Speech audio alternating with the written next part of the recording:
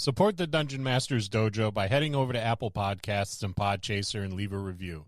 Take the time to leave a comment as well. This helps make us more searchable to those listeners interested in content such as ours.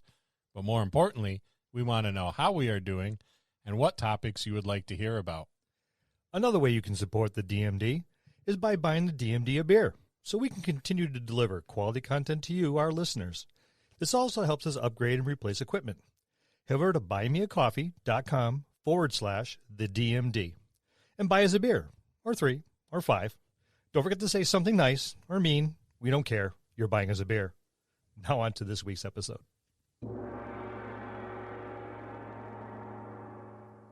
Scott. What? Get my nails done.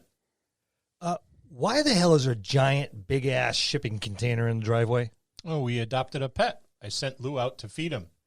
A pet? What kind of pet?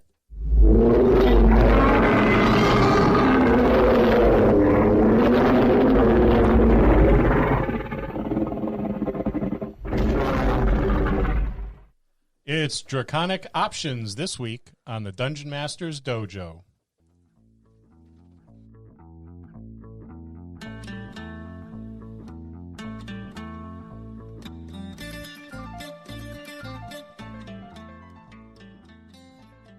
Hello, and welcome to another episode of the Dungeon Masters Dojo podcast. This is a show for game masters and players alike. We hope to bring you tips and tricks to elevate your game and develop the art of dungeon mastery.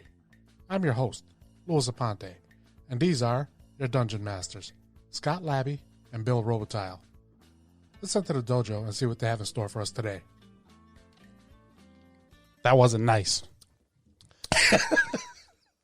Well, I guess I'm going to have to pay for that giant dump truck full of dragon kibble. Yeah, I smell burning hair. Finally, he's going to start looking like us. That funny. Draconic Options. Yes, from Unearthed Arcana.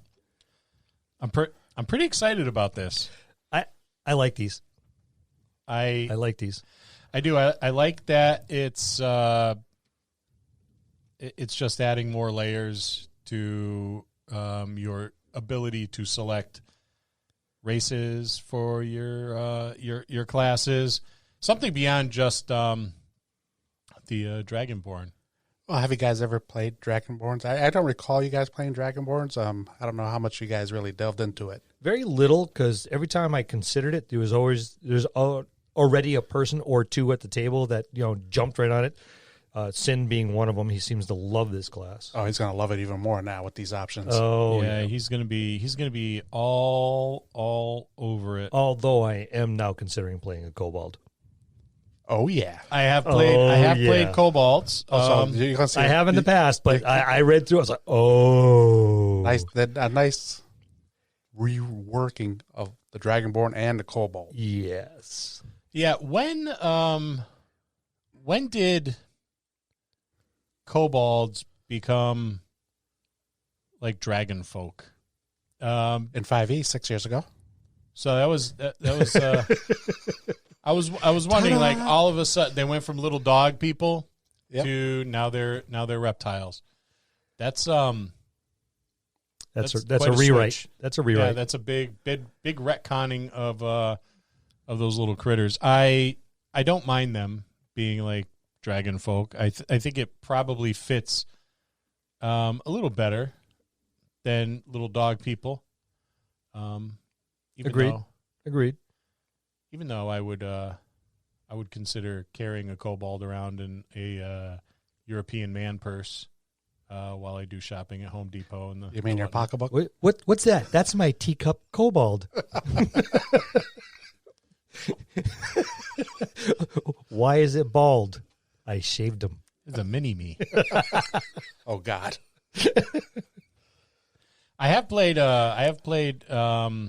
Half Dragons and Council of Worms, which I did. I enjoy remember that one. Yeah, that now that you say that game, it took me a minute. Council of Worms. I was like, oh, that was a long time ago. WYRMS, not the kind that you fish with.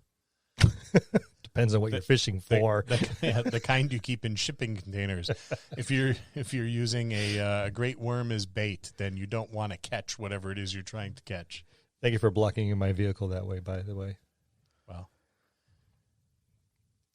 sorry. Well, you get to clean up the poop now. I was going to say, who's going to house train it, and who's going to... You are. Who's going to... Well, yeah, I am grumpy enough to train it, but I'm not picking up the poop in the backyard. We got a Kubota on the way. I hope so. To pick it up. And a pair of farmer jeans for Lou, so he looks the part while he's riding around in the Kubota. With camouflage Crocs and a straw hat. A big one to keep the sun off you. I can work that. So you don't get any melanoma. At our age, it could be fatal. At our age, anything could be fatal. This is true. Walking out the front door could be fatal. Well, speaking of fatal, let's move on to some of these Dragonborn, shall we? Yeah, I'm pretty excited to dig into it. Well, start us off. Well, chromatic Dragonborn. Right, so these are Dragonborn with chromatic ancestry and claim the raw elemental power of the chromatic dragon. So they come in black, blue, green, red, and white. And their skin kind of gleams with the energy of their breath weapons. So I see this very much so like a more maybe diffused like Godzilla when he's ramping up his nuclear breath weapon. Oh, and all the scales start glowing. Yeah, I see it as a more, I don't know, like a more diffused kind of light that just shimmers and, almost an aura. Yeah, very aura-like. So I can't see them as luminescent. No. But a hint, the way the sun catches their scales, it's almost like it scintillates a little bit. There you go. It Yeah. Scintillates. Word of the day, kids. Make sure you use it 3 times in a sentence. Scintillates. Now spell it. Scintillate. There you go. That's good enough. That, and it's a little known fact that is Sin's full name. Is Scintillate. Yes, it is. We just call him Sin for short. Keep it a secret. I'm going to get a text message. You are. So you get the following racial traits. You're a humanoid, size medium, walking speed of 30 feet, and your ancestry, your draconic ancestry, grants you special, what they call magical affinity. So you get to choose one type of dragon from the chromatic ancestry table below, and that determines the damage type for your other traits as shown in the table. So if you're of black chromatic ancestry, you get acid, blue gets lightning, green poison, red fire, white cold. It's pretty much the way the chromatic dragons are set up. Pretty straightforward. Yeah. How coincidental. Now here's where it gets pretty cool is the breath weapon. What, you got to have a breath weapon. Yeah, what's the point of having any draconic ancestry if you don't get a bitchin' breath weapon? That's it. To do your thing with. So you can replace one of your attacks with an exhalation of this magical energy. It's in a 30-foot line that's 5 feet wide. So each creature in that area must make a dex saving throw against a DC equal to 8 plus your constitution modifier plus your proficiency bonus. So that could add up pretty quick. It could. Yep. And I mean, you're probably looking at minimum 12 straight out of the gates. Well, I mean, minimum 10 just between the proficiency bonus and the 8. So yeah, depending on your dex, you're looking between a 10 and a 14. And with everything else, as you gain in levels, you're probably going to be putting some of your ASI increases into Constitution, just so you have a more effective breath weapon, and it could get pretty powerful. 2d8 damage right out of the gates is pretty damn good. Yeah, that ain't bad at all. That's a nice little damage dealer at lower levels, particularly. On a failed save, you take half as much damage as a successful one. So, and it does scale by level too. Oh, breath weapons? Yeah. Yeah, they do. You look at another D8 at Yeah. 5th, another D8 at 11th, another 5 D8 at 17th level. That's a pretty impressive breath weapon. On top of whatever capstones your class is going to give you. Yeah, That's almost a capstone by itself. Well, this breath weapon's an improved over what they have in the player's handbook. Mm-hmm. Because the player's handbook went, depending on where your lineage came from, determined what kind of breath weapon you had, but also the shape of the breath weapon, whether it was a cone or a straight line, and whether it was, how far it went or whatever. They simplified it right here. A 30-foot breath weapon is pretty gnarly. That's a good range. Yeah, that's that is nice. I mean, granted, your opponents will probably not be lined up neatly, one right after the other, but that's still a decent range on that. Well, 5 feet wide, get them in a hallway. Well, it is. It's like some of your other ones, like your white Dragonborn from the player's handbook, they had a 15-foot cone, so it's more of a cone shape, Right. But it doesn't go as far. Some of the other ones were a 5 by 30-foot range. So You're probably looking at similar square footages, just your range has changed, and like you said, the shape of your breath weapon yeah, they changes. simplified it, so it's not so confusing depending on what you're playing. Okay, real quick, GM Scott, would you allow your player character to sweep this breath weapon? Because the very first time they're going to use it, they're going to try to sweep it and get the same air type effect as a cone, but 30 feet out. I would, based on situation.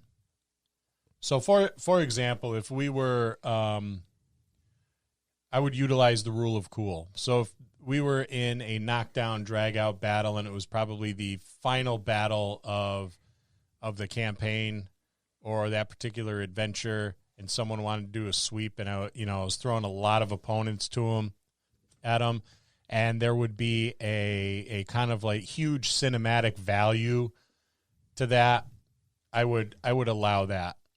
I would reduce the amount of damage on a sweep because it wouldn't be as concentrated a blast.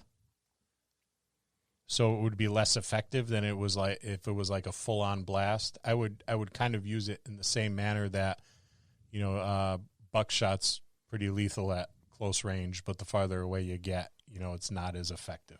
Then you might as well just use the cone. You might as well just use the cone. I would not allow them to sweep. Basically, because with the breath weapon, they would have to seize all the muscles in their neck and their back and everything to be able to produce this breath weapon.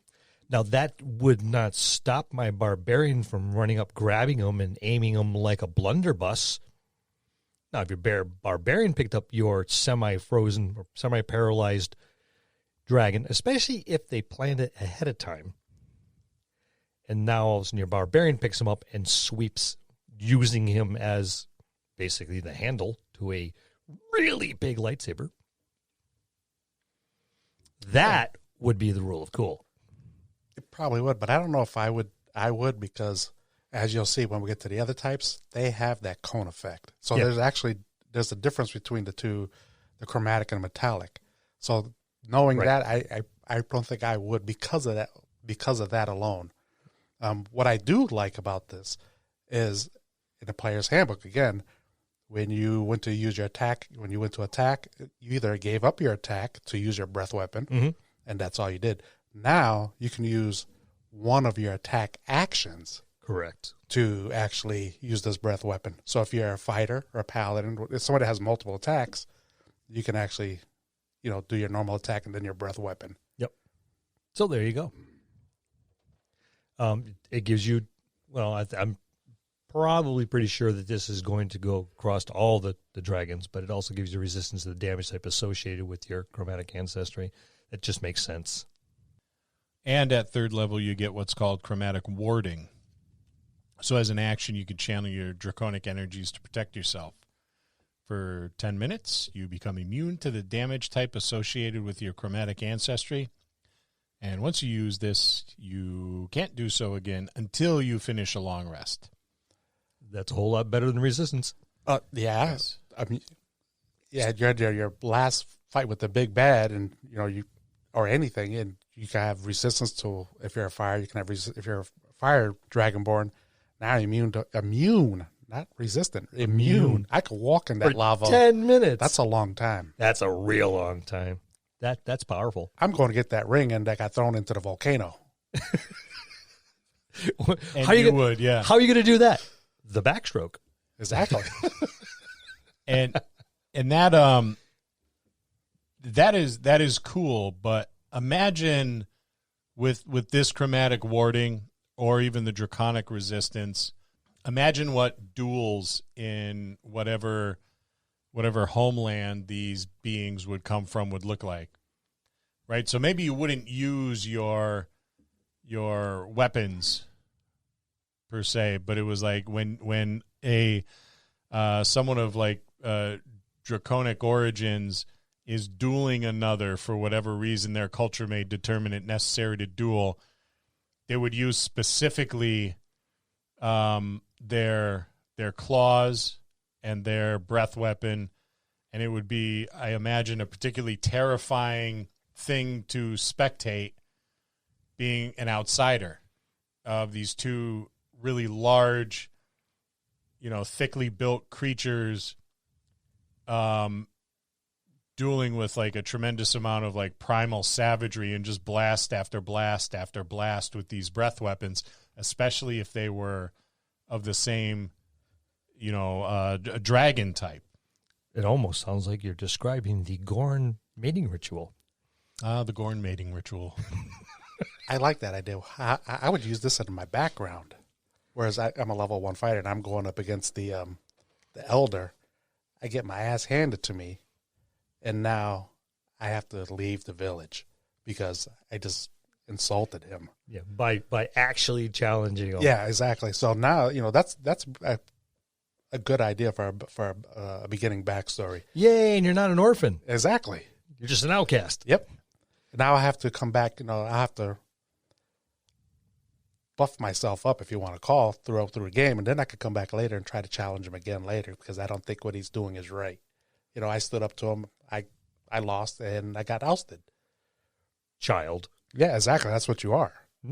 Yeah, I think I always look at this stuff as the potential to add layers of flavor to your game. So you're not just a paper doll. Exactly. Like in an MMO where all it is different, just different skins. Well, it's just like you were saying. You're going up against another tribe mate. Why couldn't it have been an upstart thinking he can take on the elder, and then because he lost, now he's exiled. For challenging somebody that's above his station. Mm-hmm.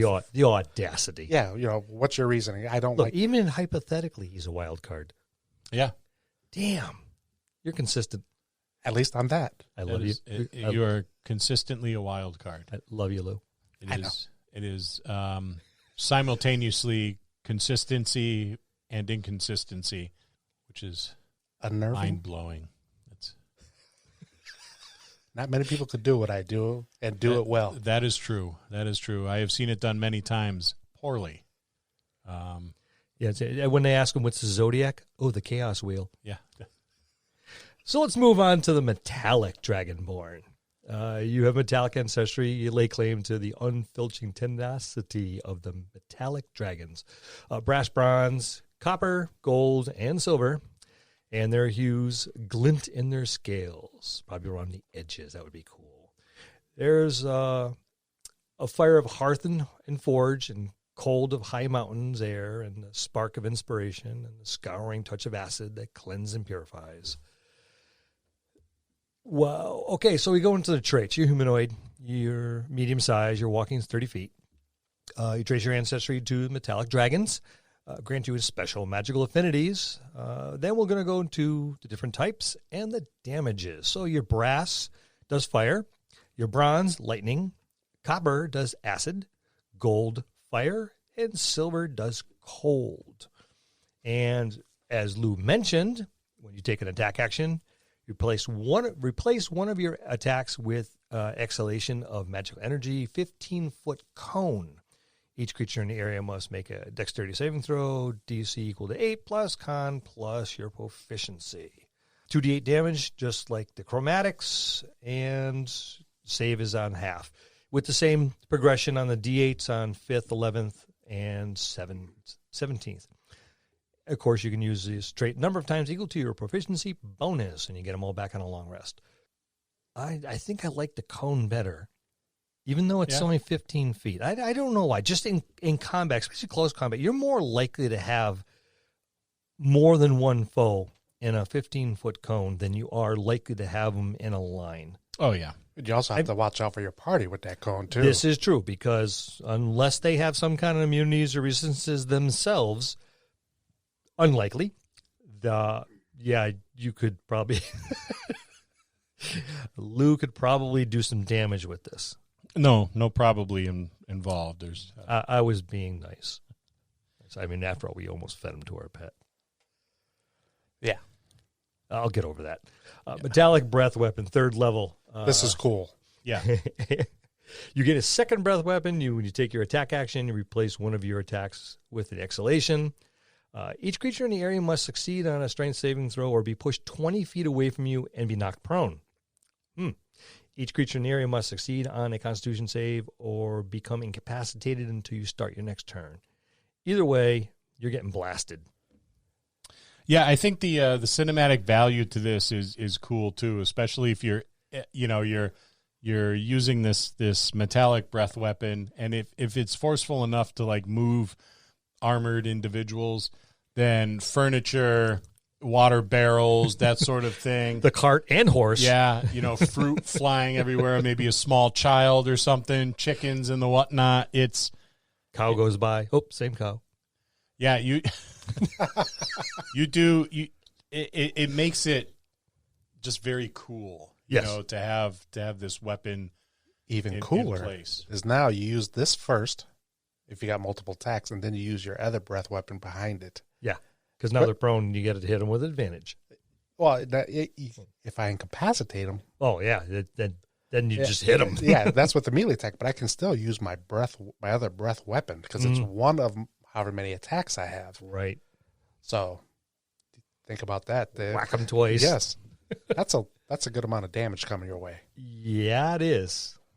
That is, I do like and of course when you use it, you pick one of those, and you have to finish a long rest to get it back. But just combat-wise, as the tactician that I am, I think I would be inclined to, and don't get me wrong, I would play a chromatic dragon in a heartbeat. But I think as far as combat goes, I just like the effect of the 15-foot cone better than the line effect. Right. Yeah, as for the metallics, I think this makes them a little bit more powerful than the chromatics. Yeah. Yeah. Yeah. I don't know about more powerful. Maybe more versatile. That's a better word to use. I think more versatile would be a little bit better. This gives them an edge. Yeah, a little bit. Especially if you can knock them prone or incapacitate them. Mm-hmm. Whereas the others, the chromatics don't get that. It's just the metallics. Right. Yeah, that second breath weapon is a big one. I mean, granted, I can only use it once per long rest, but I saved that for when I actually need it. Yep. That's your ace card. Yep. Well, we talk about the Gem Dragonborn. I like these guys. I'm sure Bill does too, since he likes all the dragons. Yeah, I might have a little problem with this one. Just a touch. That's weird. I didn't see that coming. They partake in the heritage of the Gem Dragons. Probably my least favorite kind of dragons, but definitely my favored type of Draconic origins here. I'm using the wrong terminology too. Draconic options. They are amethyst, crystal, emerald, sapphire, and topaz. And like the other ones, you can see those gleaming in their scales or their veins. There's other wonders of the mind, the force of will, the brilliant light of insight, and the resounding echo of discovery, and the desiccation of despair. And like all the others, they are humanoid, they are medium, their walking speed is 30, and you trace your ancestry back to these gem dragons. And this determines the damage type for your other traits. So Amethyst is force damage, Crystal is radiant damage, Emerald is psychic, Sapphire is thunder. There you go, Lou. And Topaz is necrotic. I like the thunder, but if I was going to play one of these, it would have to be the Topaz. Amethyst. Amethyst for force, the least resisted abilities out there. Now he's channeling his inner min-max. Yep. Yeah, here it comes. When you take the attack action, like the others, you can replace one of your attacks with an exhalation of magical energy in a 15-foot cone. Each creature in the area must make a dexterity saving throw against DC equal to 8 plus your constitution modifier plus your proficiency bonus for 2d8 points of damage.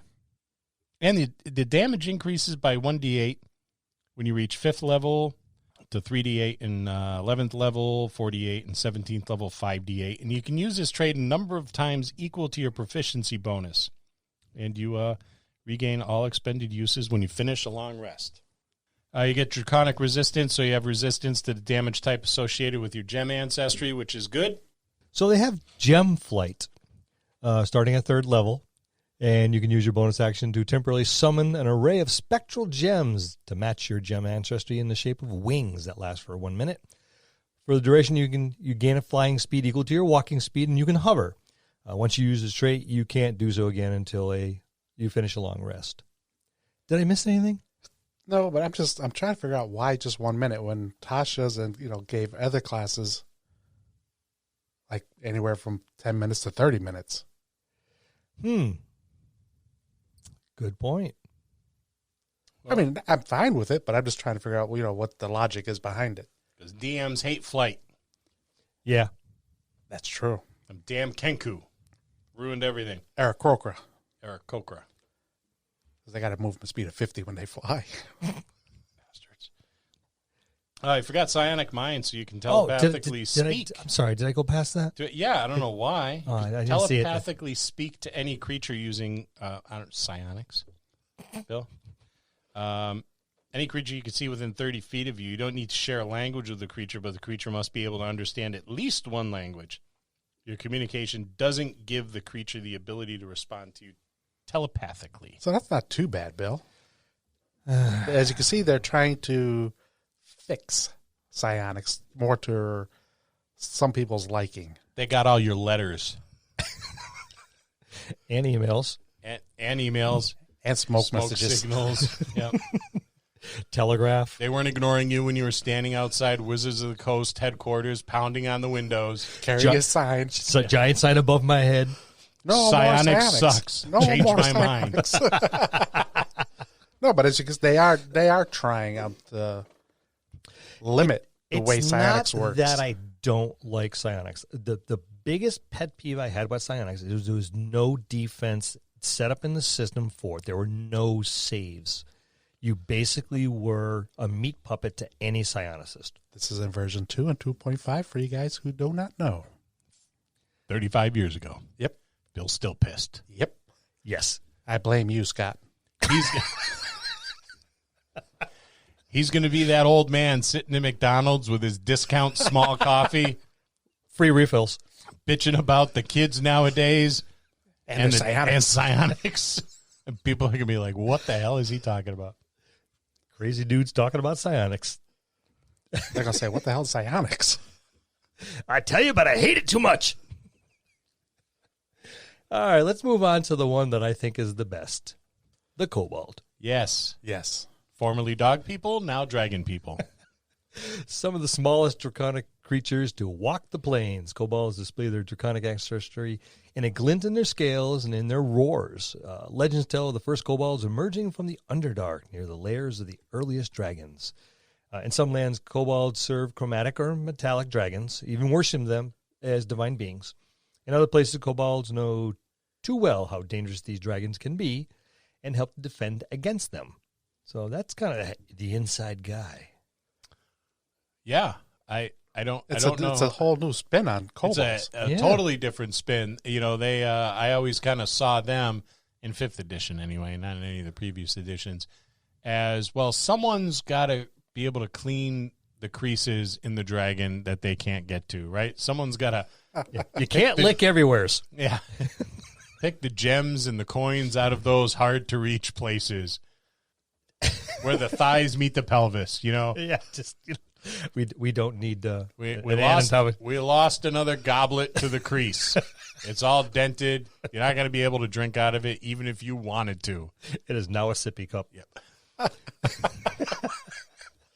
So, whatever the relationship is to the dragons, the kobold scales tend to be rust-colored, although occasional kobold will sport scale colors more akin to that of a chromatic or metallic dragon. The roar of the kobold can express a range of emotions: anger, resolve, elation, fear, and more.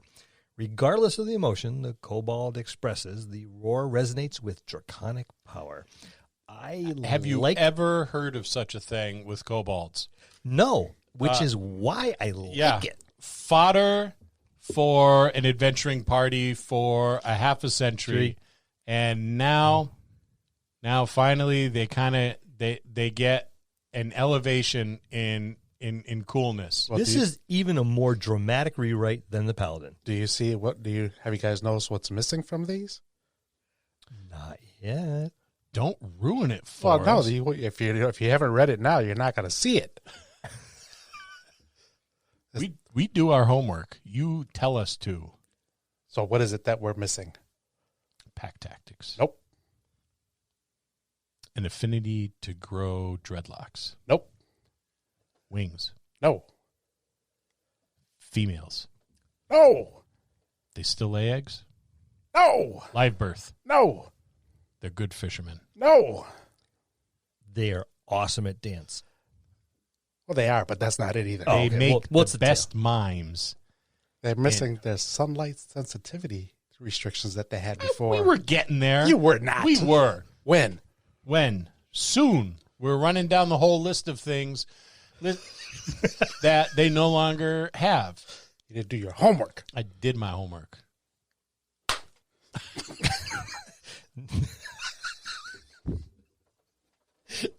Lou.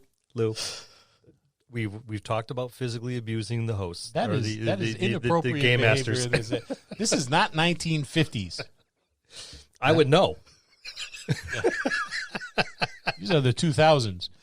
We don't do timeout anymore, and we don't do corporal punishment. We have conversations about choices. And everyone gets a participation ribbon. Shame on you. Hell with that. I'm corporal punishment. It's my wrestling name. Corporal punishment. Yes, in oiled Lou and tights. The stuff of nightmares. Now I'm afraid I bought him that luchador mask a few years ago. That is the only part of his body other than his loins that is covered. You should have gotten a bigger mask. And a cape. A long cape. Yes. We digress. You're a humanoid. You are small. Your walking speed is 30. You get dark vision.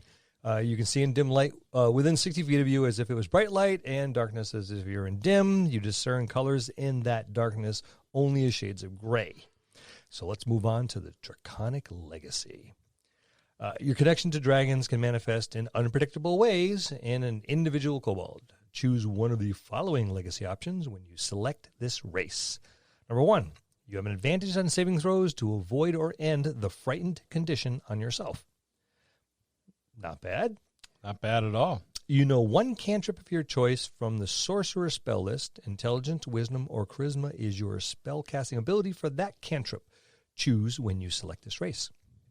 And number 3, you can make unarmed strikes with your tail. When you hit with it, the strike deals a 1d6 plus your strength modifier, bludgeoning damage instead of bludgeoning damage normal for an unarmed strike.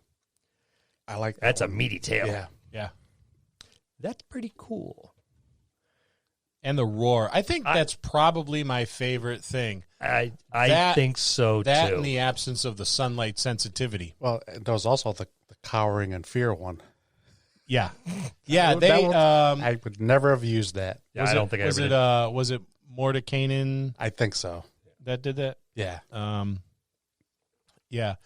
That Cower and grovel, I think it was called. Yeah. It fit with it fit with what they were doing with the Kobold before. Well, they were basically being a shunned dog. Yeah.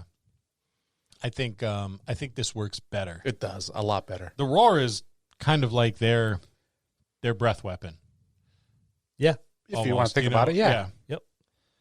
So as a bonus action, you let out a draconic roar at your enemies within 10 feet of you. Until the end of your next turn, you and your allies have an advantage on attack rolls against any of those enemies who could hear the roar. So it's almost like it replaces that pack tactic. That's exactly what it did. Yep. So I was right. Say it, Lou. What? You're right, Scott. Thank you, Lou, for saying that. You can use this trait a number of times equal to your proficiency bonus, and you regain all expended uses when you finish a long rest. What does a roar emanating from a 3-foot-tall creature sound like? Not Godzilla. Because my dog's bark sounds very different than other dogs' barks because she's 25 pounds. She squeaks sometimes. But you bring up a good point. I have a puppy. He's only 5 months old. And he goes out in the back porch, and he has this high pitch, barking and everything. But every once in a while, if he sees the cat in the yard or a squirrel or my neighbors behind us just got 2 dogs, he barked to them. He sounds like a much, much bigger dog. I think it would be cool for like every Kobold like in the game to sound like Barry White or Michael Clark Duncan, guys that had, or B. Arthur, guys that had really deep voices. Yep. But it'd be coming out of Isaac Hayes, coming out of this little body of the guy that does was it Allstate? Are you in good hands? Yeah. They all sound like the Allstate guy. They're these little creatures with big voices. And so when they roar, it's like this massive roar emanating from this teeny tiny little body. Well, you can actually see their body puff up as they start sucking in air. And almost like those certain reptiles or a bullfrog would. Yep. I can almost when you say that I can see like they're like maybe they have like these neck folds almost like a bearded dragon or something, and they just expand with air as like the roar is getting ready. They're drawing air into their body and then they just let out this massive bellow and it causes people to pause. Like, did that come out of that? And that's where that advantage comes from, that extra. Holy crap! What do they have with them? That's good. That's good thematics right there. Because I would have never thought of doing what he just said. Yep. So everybody take that and write it in your notebooks. Yeah, it's not copyrighted yet. Yeah, get on that, Lou. I'm getting on it. We need to make some money. Yes.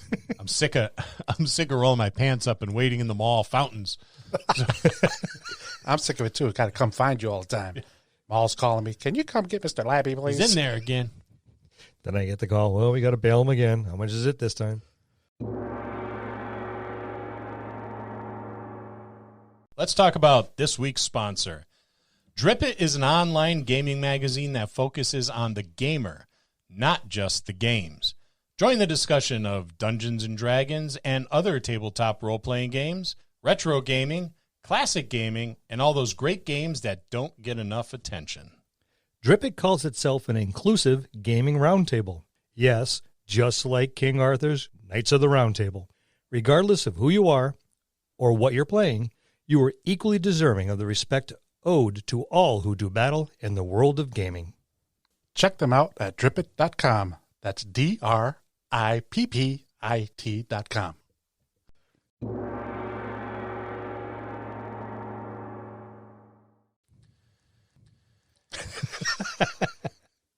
So on that note, let's talk about feats. Let's talk about feats, since you rolled up your pants.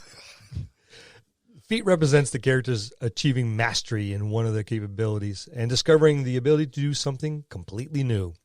When this mastery arises from a draconic source, whether it's a gift of a true dragon, the manifestation of some draconic heritage, the blessing of a draconic god, or a consequence of slaying a true dragon, it can have dramatic, supernatural natural effects. See, I like this because it doesn't say you have to be Dragonborn to have these.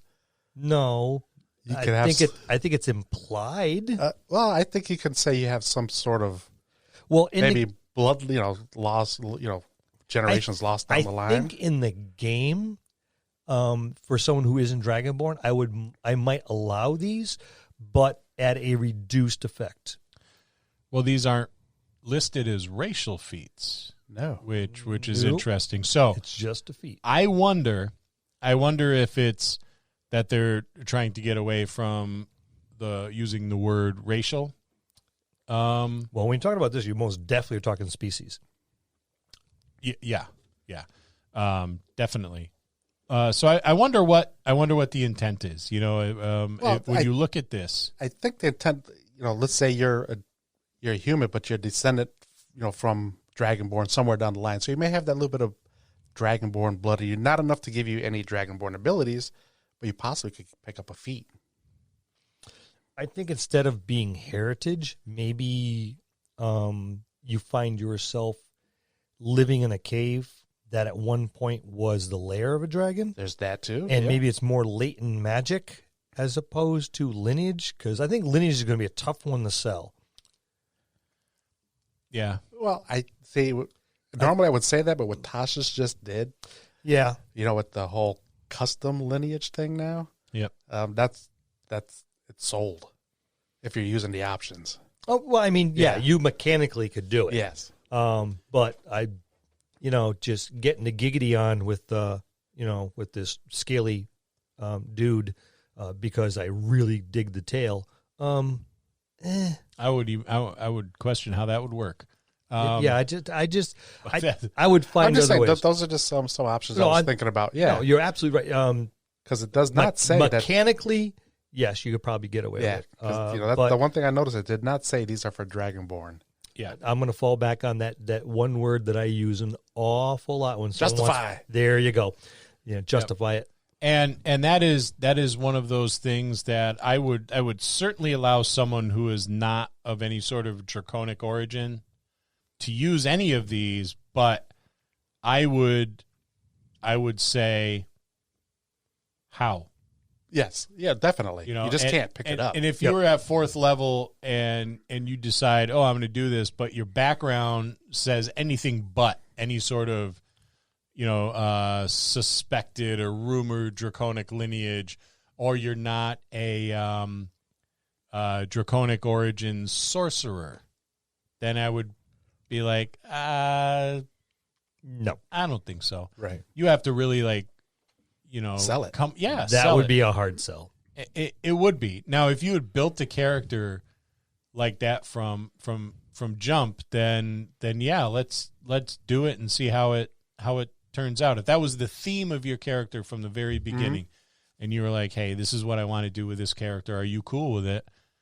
Be like, yeah, okay, it's a compelling story. We can explore that more, during the game sessions. But I would see these at my table only as like racial feats, unless those certain specific circumstances, were in play, or if something came up throughout the campaign that would warrant it.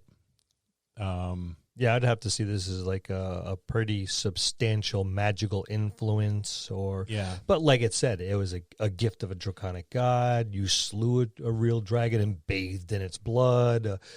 But I think the heritage one is going to be the one that would be difficult to pass on. But that's just us, right? That's just us. Yeah, whatever you want to do at your table, So if when you're running your table, do your thing. I mean, these are options, right? So you can do it or not do it or play with it however you want to play with it. It's perfectly fine. No, do it as I say.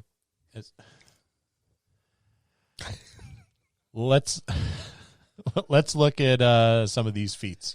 Let's go ahead. Start off. All right, the gift of the chromatic dragon. This says you've manifested some of the power of chromatic dragons, granting you the following benefits. As a bonus action, you could touch a simple or martial weapon and infuse it with one of the following damage types: acid, cold, fire, lightning, or poison. For the next minute, the weapon deals an extra 1d4 damage of the chosen type when it hits. After you use this ability, you can't do so again until you finish a long rest.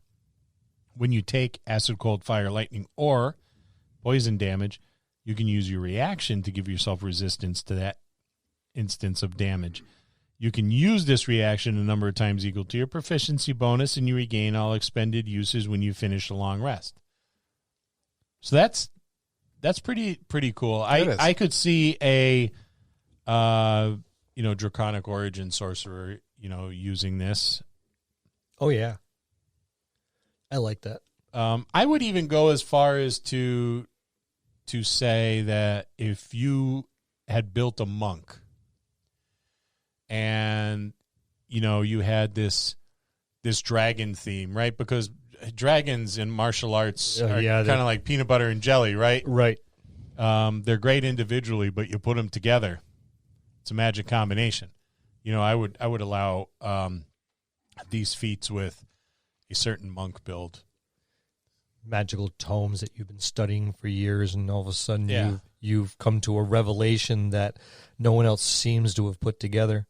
Yeah, once you get the brands, once you walk in, you pick up the hibachi with your forearms. Yeah, you're all like set. David Carradine in Kung Fu, and then you walk out into the snow, and now you're a Shaolin, but now you got, instead of a dragon and a tiger, you got 2 dragons on your forearms. You get that feat. There you go. At 4th level, though. At 4th level. Unless you're a variant human. I was about to say, unless you play one of the classes, variant human, that allows you to pick a feat at 1st level. So you can have your scars nice and early. So we have the gift of the metallic dragon. You've manifested some of the power of the metallic dragons, granting you the following benefits. You learn Cure Wound spell. You can cast this spell without expending a spell slot. Once you cast a spell in this way, you can't do so until you finish a long rest. You can also cast a spell using spell slots you already have. Spell casting ability is intelligence, wisdom, or charisma when you cast it with this feat. Choose when you gain the feat. And you can manifest protective wings that you can shield you or others from attacks. When you or another creature you can see within 5 feet of you is hit by an attack, you can use your reaction to manifest spectral wings from your back for a moment. Roll a d4 and grant a bonus to the target's AC equal to the number rolled against that attack roll, potentially causing it to miss. You can use a reaction a number of times equal to your proficiency bonus, and you regain all expended use when you finish a long rest. Draconic, awesome Shield Master effect. Yeah, Falcon.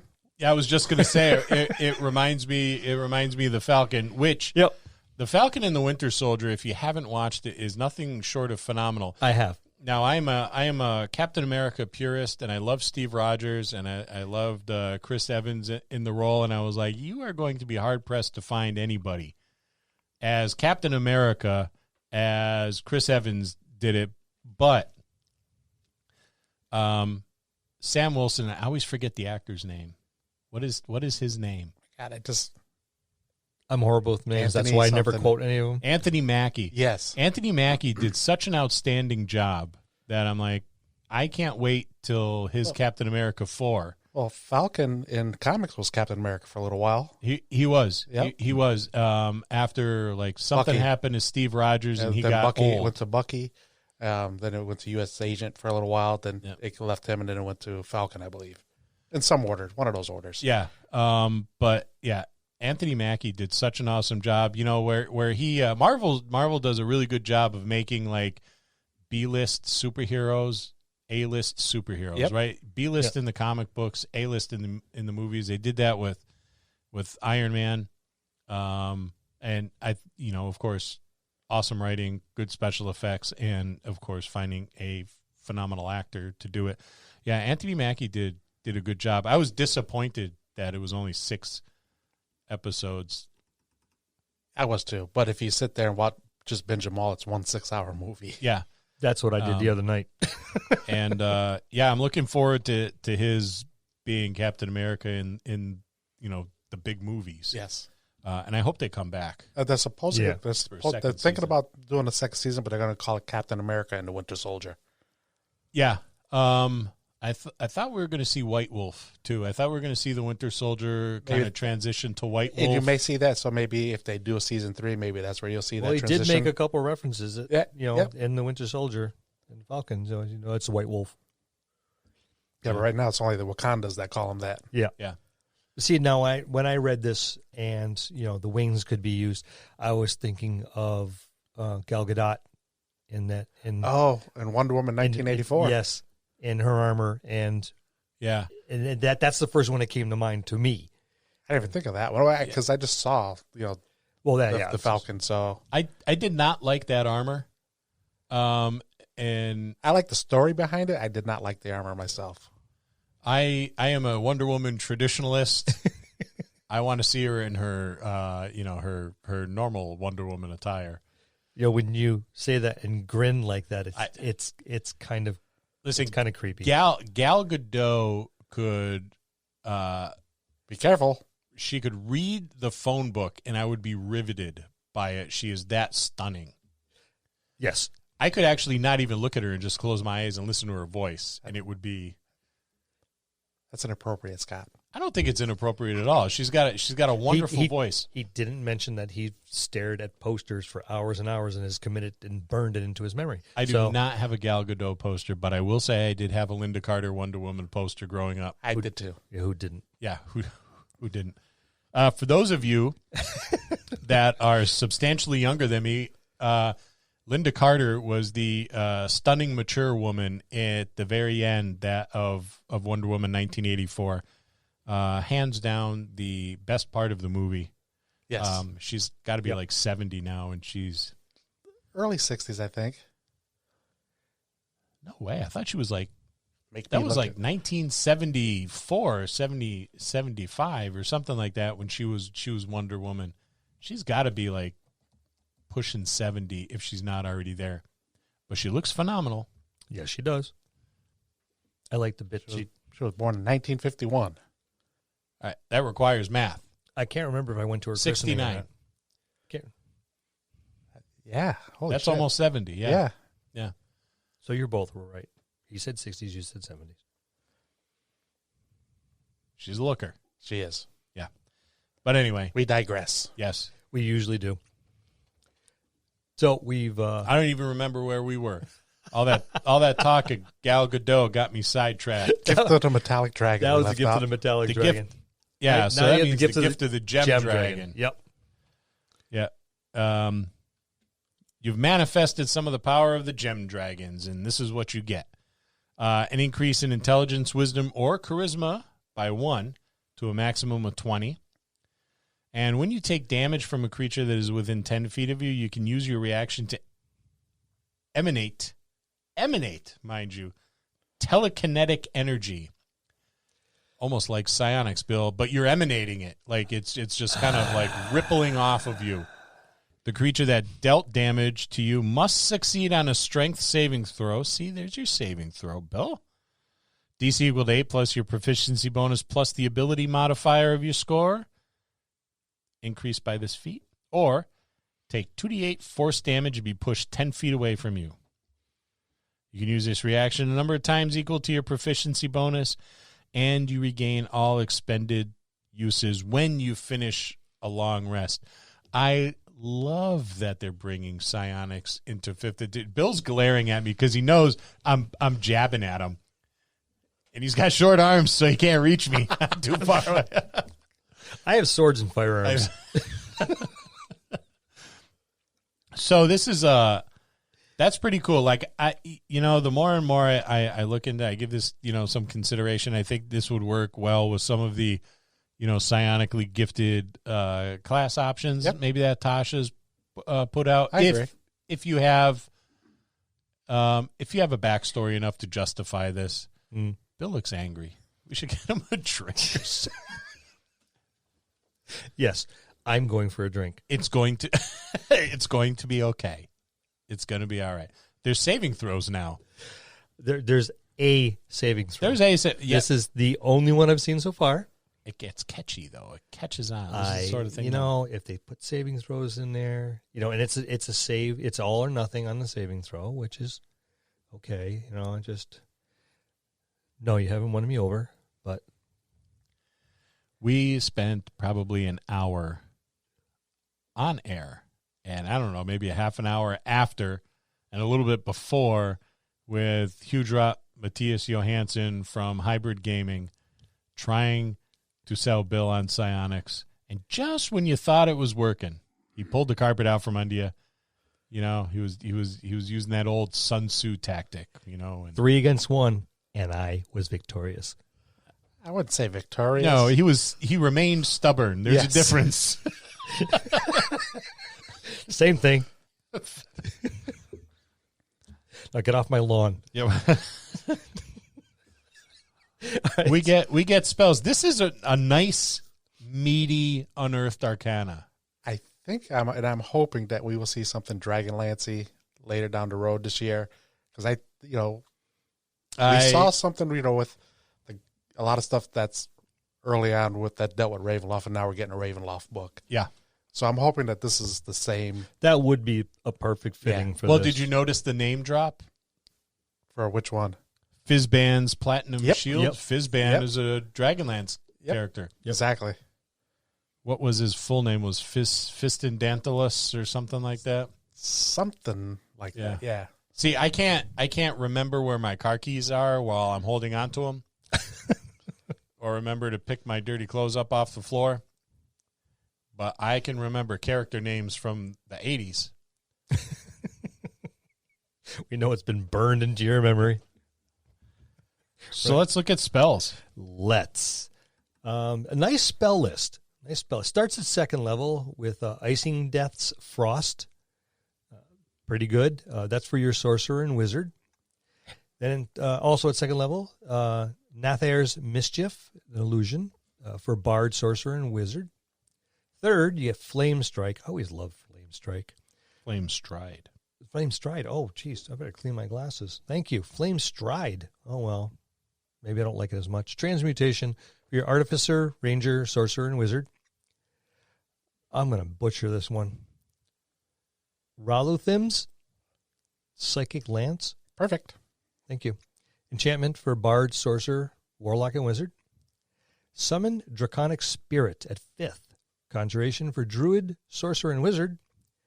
6th, Fizzban's Platinum Shield. Abjuration for sorcerer and wizard. Team Fizzban. And 7th, Draconic Transformation. Transmutation School for druid, sorcerer, and wizard. Now, none of these can be used as a ritual. And about half of them use concentration, a couple don't. So that's a nice little list.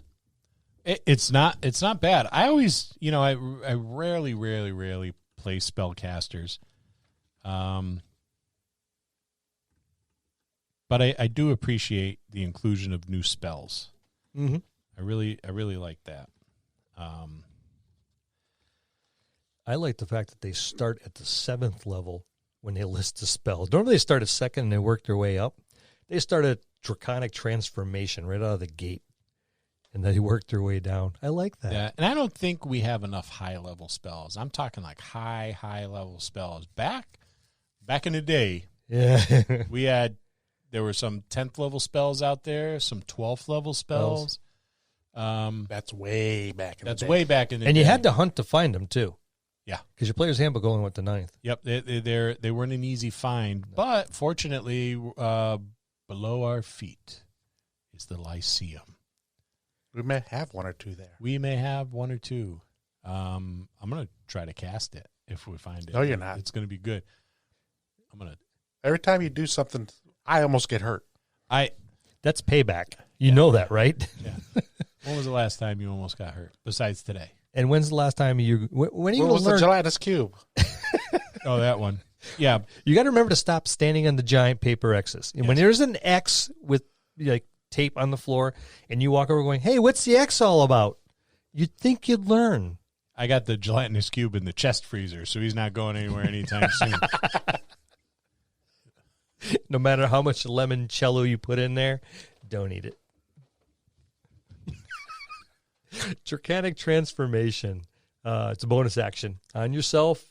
Yeah, there is verbal semantics and Materials involved, concentration up to 1 minute. With a roar, you draw on the magic of the dragons to transform yourself, taking on various draconic features. You gain the following benefits until the spell ends. You have blind sight within a range of 30 feet. Within that range, you can effectively see anything that isn't behind total cover, even if you're blinded or in darkness. Moreover, you can see an invisible creature unless the creature successfully hides from you. You also get incorporeal wings that sprout from your back, giving you the flying speed of 40 feet. And thirdly, when you cast a spell, as a bonus action, on subsequent turns for the duration, you can exhale a breath of shimmering energy in a 30-foot cone. Each creature in that area must make a dexterity saving throw, taking 3d8 force damage on a failed save, half as much than on a successful one. That's a big area. Yeah, I just had this image of like a fairy or something from Folk of the Feywild roaring before they just a rawr. I'm a dragon, rawr. Maybe doing the claw thing. And they all laugh and all of a sudden It's not, I'm a lion.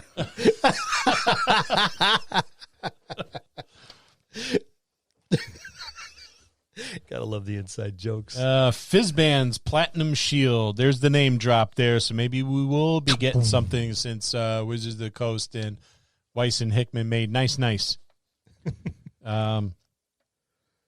You create a field of silvery light that surrounds a creature of your choice within range, and it could be you if you want.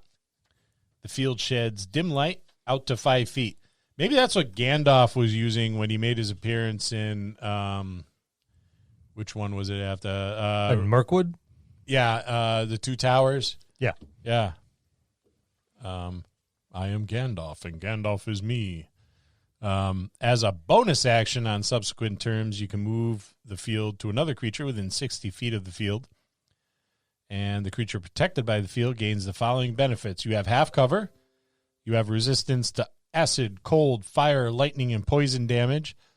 And if the creature is subjected to an effect that allows it to make a dexterity saving throw to take only half damage, the creature instead takes no damage if it succeeds on the saving throw and only half if it fails. Not bad. Not bad, but did you see the material components for this? Yeah. Platinum-plated dragon scale worth at least 500 gold pieces. Yeah, to turn your buddy into like one of those glow things that you got to crack and shake. You're a glow stick. Put around your kid's neck on Halloween. Platinum dragon scale. Here, let's go to Walmart and spend $1.75 at the register to get a flashlight. It's cheaper than a platinum dragon's. A platinum dragon scale? Well, then you better hope you're traveling with another dragonborn that happens to have platinum dragon. He's going to get pissed if you keep plucking his scales. Wait till he's asleep. Get him drunk. Tell him it's a reverse tattoo. I hate the Vancian magic system on a cellular level. The same way I feel about psionics? Yeah, but it's different. It's different because mine is justified. If you say so. No more drinking for you guys. With your damn spell components. Oh, geez. Let's go on to Flame Stride. Third level. It's a bonus action. Verbal and semantic only, so no platinum dragon scales necessary. Concentration for up to 1 minute. Billowing flames of a dragon cover your feet, granting you explosive speed. For the duration, your speed increases by 20 feet, and moving doesn't provoke opportunities of attack. When you move within 5 feet of a creature or object that isn't being worn or carried, it takes 1d6 fire damage from your trail of heat. A creature or object can take this damage only once during a turn. At higher levels, when you cast a spell using a slot of 4th level or higher, increase your speed by 5 feet for each spell slot level above 3rd. Additionally, the spell deals an additional 1d6 fire damage for each slot level above 3rd. That can be cool, especially for your fast-moving characters. Yeah. Like your monks and some of the other classes. Mm-hmm. Oh, I'd love to throw that on. That's why I said on that. Kasim. He already does enough dumb damage with his speed. That would be just insane. Well, he gets another, we'll say 20 feet added on of movement per round. On top of his already insanely high movement. Because, I mean, if you take your monk with it, who's already moving pretty quick, and you build him as a mover. Yeah, exactly. I was channeling my inner Marvel hero when I built him. I thought of that. Yeah, and that would just make him even insane. Now you can leave a trail of fire behind me. Yeah, that thematically, that's really, really cool, and you should certainly take the opportunity to describe that player. You should really take the time to take the opportunity to describe what everybody at the table is going to see when this happens. Now put this on your little itty bitty Fey Dragonborn. Rawr. Yeah. I'm fast, and I'm a lion. Rawr. I like this. I'm not really keen on the whole superhero fantasy character thing, but I think thematically it's pretty neat. Did he say he wasn't on the superhero fantasy thing? But you just liked and loved that paladin we talked about. Captain America paladin? Yeah. I did. So how can you say that? Because today is another day. Okay. And I really like Captain America. And I'm very happy Anthony Mackie did such a good job. And I'm sure he's thrilled that I approved, right? So he may like us. He may call us now. I'm going to turn the volume up on my phone because he should be calling us any minute now to thank you. Anthony Mackie, I'm sure he calls Sebastian Stans at midnight on Monday and says, "Hey, a new episode's dropping. You want to come hang out, have a couple drinks, and listen to the DMD." I'm sure that's happening. I mean, if it does, that's awesome. I was on your website. Your merch looks pretty hot. Yeah, hopefully he'll be rocking it a T-shirt at the Oscars. There you It'll go. go nice with a blazer, or whatever like thing they do to celebrate good superheroes. So icing death's frost. You don't need any high priced components for this one. It's pretty straightforward. Yeah. So this is the Walmart version of it. It's inexpensive and easy to manage price wise. A burst of icy cold energy emanates from you in a 30-foot cone. So you're basically like the ground zero of a breath weapon attack. Yep. Each creature in that area must make a Constitution saving throw. On a failed save, a creature takes 3d8 cold damage and is covered in ice for 1 minute or until a creature uses its action to break the ice off itself or another creature. The creature covered in ice has its speed reduced to 0. On a successful save, a creature takes half as much damage with no additional effects. And at higher levels, when you cast the spell using a spell slot of 3rd level or higher, you get to increase cold damage by 1d8 for each slot above 2nd. Not bad. Do you know where that name came from? Icing Death's Frost? Well, icing Death. It's a dragon. It's one of Drizzt's swords. Oh. I think Drizzt's a punk. I do too, but I'm just saying they're putting a lot of iconic names there. I wonder if people are noticing that. Yeah, frankly, I'm not impressed with Drizzt. I never really cared for him. You know who I liked? Who? Canterbury? No. I liked Flint Fireforge, but I think he was in Dragonlance. Yeah. Brunar Battlehammer. Yeah. That was the dwarf. Yep, because it was him and Canterbury together for a while. Yeah. Drizzt, everybody likes Drizzt. No, not really. I think Drizzt, I think Drizzt, I like his swords. that's I Well, think. that's why I said I noticed the name, Icing Death. I almost bought the sword set. Icing Death and Twinkle. I like Drizzt. Big deal. Who names their sword Twinkle? Drizzt? Twinkle, twinkle, Yeah. little death. Yeah, it's just Twinkle. I'm going to name my sword Twinkle. Nobody's afraid of a sword named Twinkle. Glamdring. That's the whole a fearful sword name. Glamdring. That's a badass sword name. Foehammer. How about your sword called Twinkie? What's wrong with that? So Just as bad as Twinkle. it is not. It's better. It's cream-filled. There you go. It's a delicious snack. It's not good for you. That will live forever. And Yes. ever. And Unless they close the factory again. I'm still probably digesting a Twinkie from 1976. That's And we're moving on. And we're moving on. Nather's Mischief. Second level illusion. A piece of crust from an apple pie. You thought you went Walmart. there is no way. There's going to No be way a there's piece going to of be a crust piece left of over. crust from an apple pie. Not with our party. No. Have Now you with- seen now our with week the three long? of them. Oh, geez. Have you seen us? I put out a mac and cheese, and I thought I put out an empty pan. It was so clean. I thought I caught someone licking the pan. All right, concentration up to 1 minute. You fill a 20-foot cube centered on a point you choose within a range with Fey and Draconic magic. Roll on the Mischief Surge table to determine the magical effect produced. At the start of each of your turns, you can move the cube up to 10 feet and re-roll on the table. Now, they got 4 things here. The smell of apple pie fills the air, and each creature in the cube must succeed on a wisdom saving throw or become charmed until you start your next turn. Number 2, bouquets of flowers appear all around, and each creature in the cube must succeed on a dexterity saving throw or be blinded until the start of your next turn as the flowers spray water in their faces.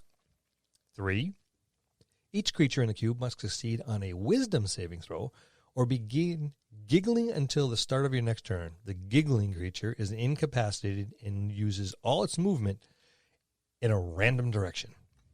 And 4, drops of molasses appear and hover in the cube, turning it into a difficult terrain until the start of your next turn. Those are mischievous. Yes, I especially like the giggling one. I did too. You have to say, hey, guess what Drizzt's sword's name is? Twinkle, and that's how you get the giggling.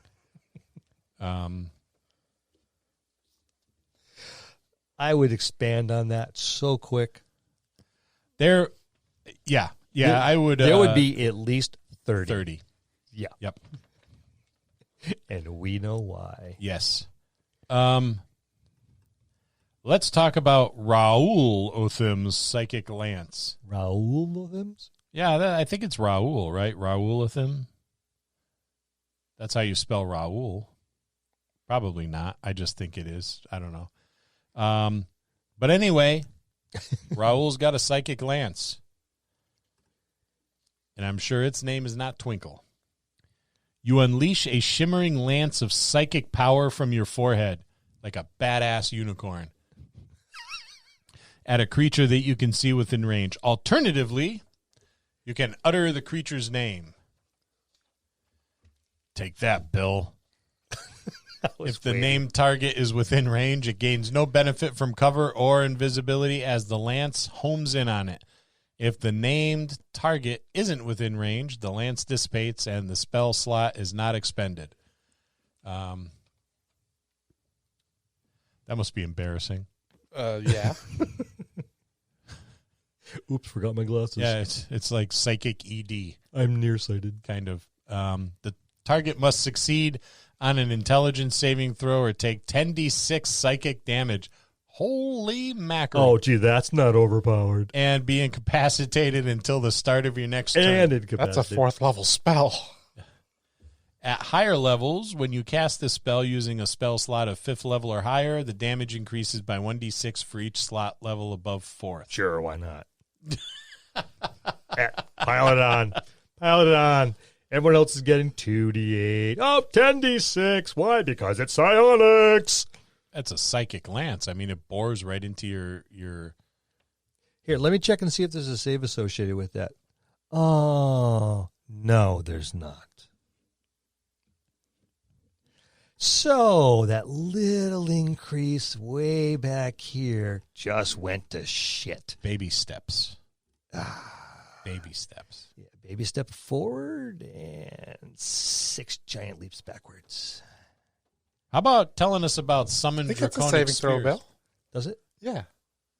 Intelligence. I guess it's intelligence. Oh, yep, you're right. Intelligence saving throw. I think you owe the the psionic dump population The dump stat. an apology. It wouldn't be because, well, maybe for a lot of characters, yeah, because, yeah, never mind. You're right. Dump stat. Well, any young adventurers out there, stay in school. Don't make intelligence your dump stat, because someone will come along with their psychic lance and blast your mind. And you'll have no defense. Yes, and that's our public service. But you can throw your 3d8, spell back at them and, scratch their face. I'm a lion. No, you're lying. Summon Draconic Spirit. 5th level. You need an art object from a dragon's hoard worth at least 500 gold. This stuff seems risky. It does.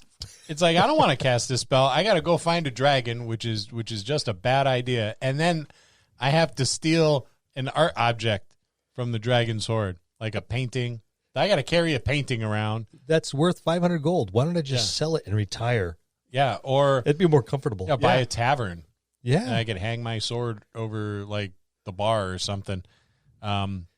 It's expensive. Yeah, it seems like a big pain in the ass. It doesn't seem as hard as getting a platinum dragon scale, but it seems pretty challenging. But then again, you don't follow the Vancian magic rules, so you'd probably disregard that spell component altogether, wouldn't you? Yeah. There you go. Stop bitching. You call forth a draconic spirit and manifest in an unoccupied space that you can see within range. This corporeal form uses draconic spirit stat block. When you cast this spell, choose a family of dragon, chromatic, gem, or metallic. The creature resembles a dragon of that chosen family, which determines certain traits in its stat block. The creature disappears when it drops to 0 hit points or when the spell ends. The creature is an ally to you and your companions. In combat, the creature shares your initiative count, but it takes its turn immediately after yours. It obeys your verbal commands, no action required by you. If you don't issue any, it takes a dodge action and uses its move to avoid danger. At higher levels, when you cast a spell using a spell slot of 6 level or higher, use the higher level whenever the spell levels appear in the stat block. It's almost confusing. So, your dragon spirit. Wow. It's a large dragon. Armor class 14 plus the level of the spell. Natural armor. Hit points 50 plus 10 for each spell level above 5th. Speed is 30 feet. Fly 80. Swim 30. 19 strength. 14 dex. 17 con. 10 intelligence. Dump stat. 14 wisdom and 14 charisma. So, good stats. It has damage resistance. Chromatic and metallic only. Damage resistance for gem only is force, necrotic, psychic, radiant, thunder. For the chromatic and metallic, it's acid, cold, fire, lightning, poison. Condition immunities are charm, frightened, and poisoned. Senses, blind sight, 30 feet, dark vision, 60, passive perception, 12. Draconic understands the languages you speak, and proficiency bonus equals your bonus. So, and shared resistance. When you summon the dragon, choose one of its damage resistances. You have resistance to the chosen damage spell until the spell ends. That's actually probably one of the best features of that. It also has multi-attack, bite and claw, and the breath weapon. So, which is only 2d6 damage. That's actually a pretty formidable for a 5th level spell. Yeah, it is. It's not like a lot of people are going to be tossing it around because of its, the necessary components. But yeah, not bad. Not a bad little spell list. So, what do you think? Would you allow this at your table? Yeah, Lou, would you allow this at your table? The spell or these spells? The entire packet of draconic options. That all really depended on what my campaign is. It really would. and where we're at. So maybe I like these options. You know, the Folk of the Feywild, the Draconic options. I like that the Unearthed Arcana is doing a lot of this stuff that I think was absent really from the Draconic class or race upgrades. Yes, I would, but everything else, I don't know. But if this is a nice buff to the Dragonborn and the Kobold, so those I would. Yeah, the spells and everything else, I'm not sure. It would have to fit. I think as a package, I like the whole thing, which is I like about 90% of it. I was gonna say there's some psionic things in there that you probably don't like. I like about 90% of it. As a whole package, it's pretty cool. I like the idea that they're giving the Dragonborn a good nod. It's well balanced, which we've seen some pretty unbalanced stuff. Yep. And when you've gone across all the different feats and sub abilities and things like that, sometimes they're a little offsetting. But this one here is well balanced. I think each of the dragon types gets a pretty good package and makes them formidable in their own right, even standing up against some of the others. I think it adds more depth to the Dragonborn. Very much. Their new, I won't say new, but their realigned abilities and their skills and just their resistances and everything.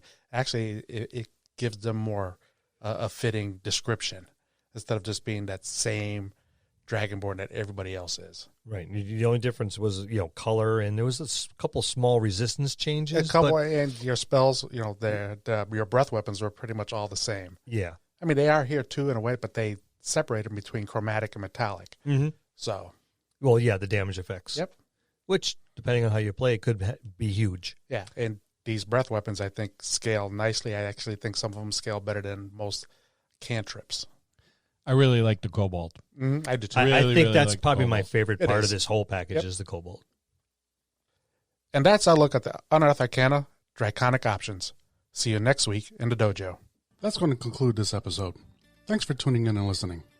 Please subscribe to the podcast for more great content. If you'd like to hear a particular topic, you can reach us on Facebook at the Dungeon Masters Dojo, or you can drop us an email at thedungeonmastersdojo@gmail.com. Thank you, and have a good day.